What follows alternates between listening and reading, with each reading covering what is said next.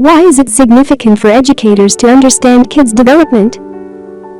Kids are unique and all different from one another, hence it is important for educators to understand their development. Nowadays, classroom learning allows kids to socialize with each other. That's why it is important for teachers to help kids socialize in the most effective ways and facilitate their development. If teachers are considerate of children's development, this can allow them to come up with suitable plans that could maximize their success in academics and their social life. This knowledge of kids' development helps teachers to minimize the issues they are facing in the classroom. There are various reasons why the understanding of kids' development is important. Kids are in the phase of building their intellectual, mental, physical and emotional foundations. The disciplinary action that a teacher takes with kids who are 9 years old must be different from that of 14 years old.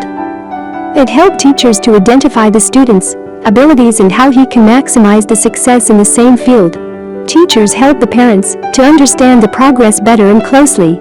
If a teacher is not observant of child's behavior, it can be that the child may not be able to recognize his abilities and get a healthy environment that progresses his development.